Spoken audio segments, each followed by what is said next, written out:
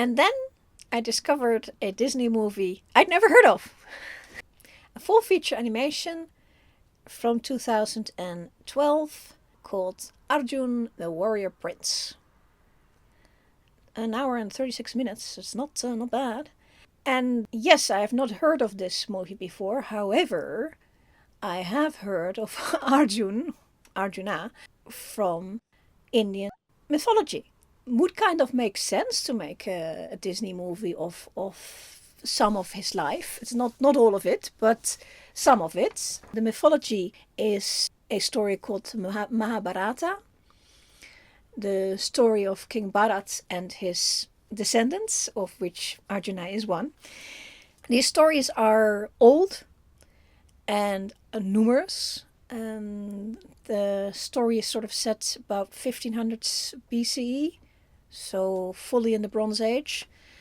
And there is enough story to fill a book as thick as the Bible, like 90 times over.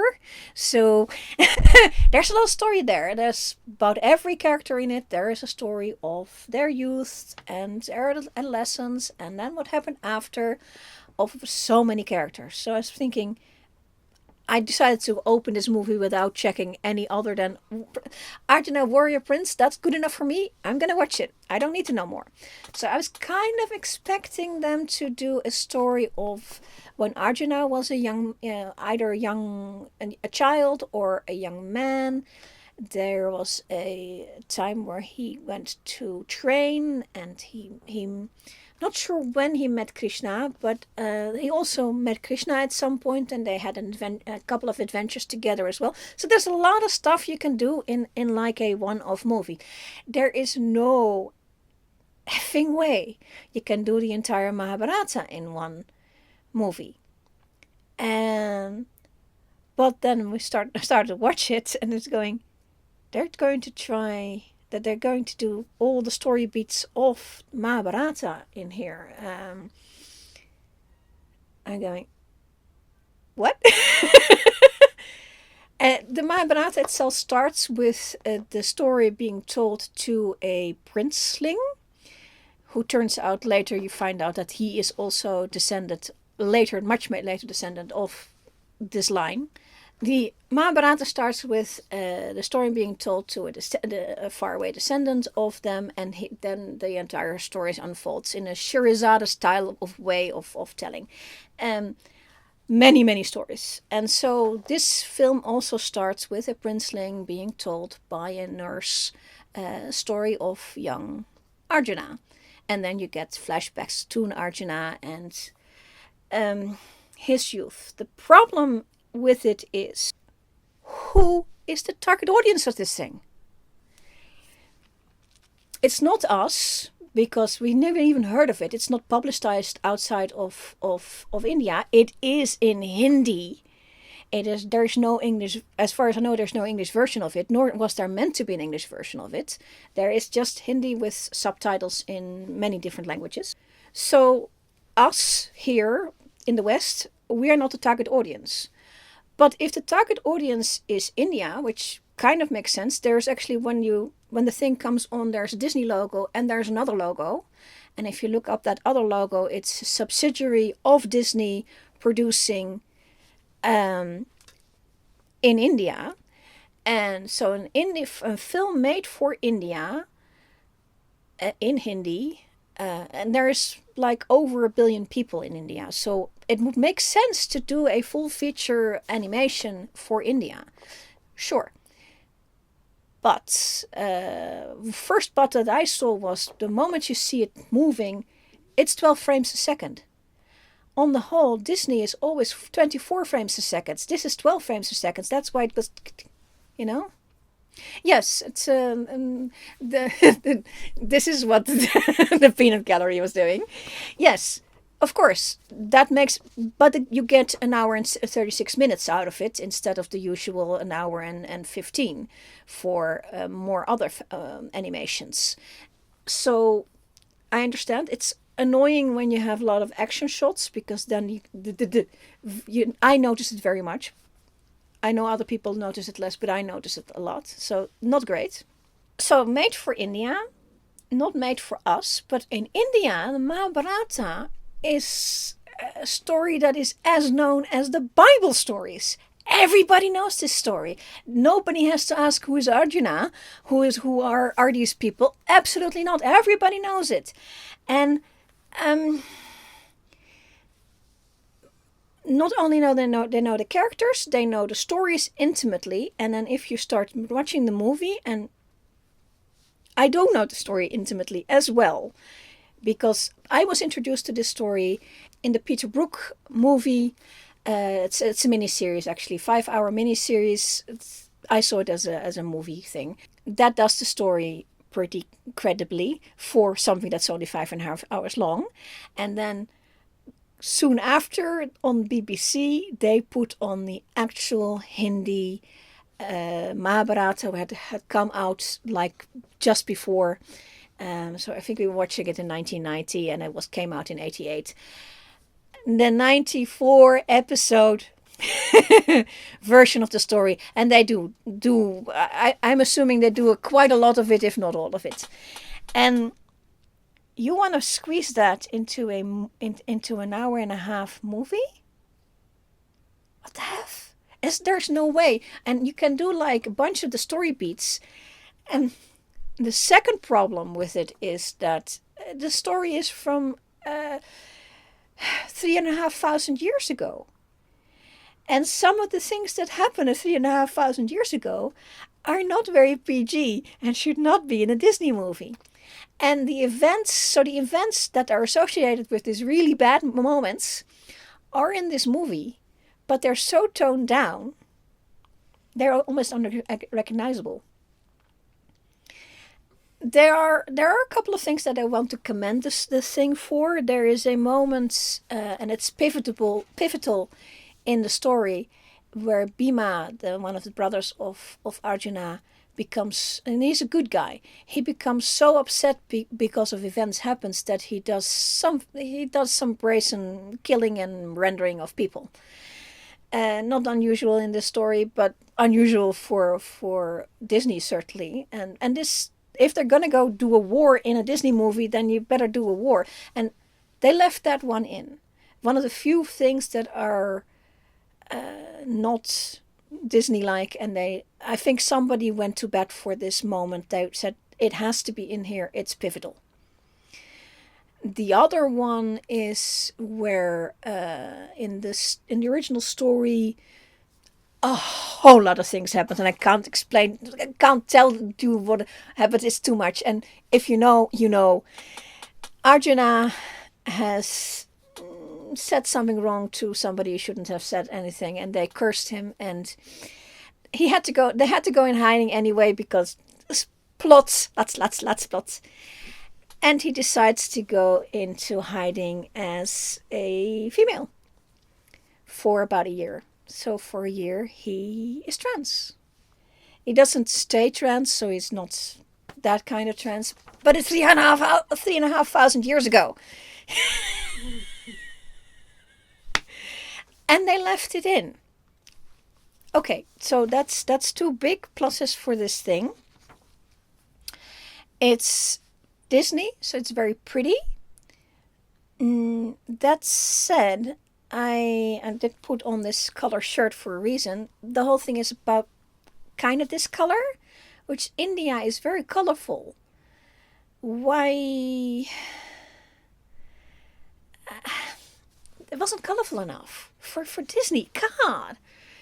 I really like the scene a lot, where there's a moment where Arjuna, they do all the beats where Arjuna is the star of the show for a second, and there is a moment where there's a bow shooting contest, and he wins a wonderful prize. And most other versions, including that Indian version from 1988, they don't have much in the way of special effects. They have pretty costumes, and they have pretty people, and they have time. But they don't have much in the way of special effects, so they made something really big out of that. And for that sequence, it's worth seeing this movie. But only if you already know the story, because this is kind of more of a picture book of moments, the PG version of these same moments, than it is actually a story. And the biggest letdown of it is when we come to about an hour and 30 minutes, or a little bit later. Um, there is a big battle at the end, and then at the end of the battle, they go, but the big battle is going to be. It was after this, just as lines. And this is not called Arjuna the Warrior Prince Part 1. This is just called Arjuna the Warrior Prince. So I went to look at it, at why. And this production company that was subsidiary of Disney, it was a try to get into the Indian market. And they were going to do a Part 2. That would have had the legendary battle that everybody would want to see. It's the one where Arjuna and Krishna talk about the future, and the Bhagavad Gita happens in that.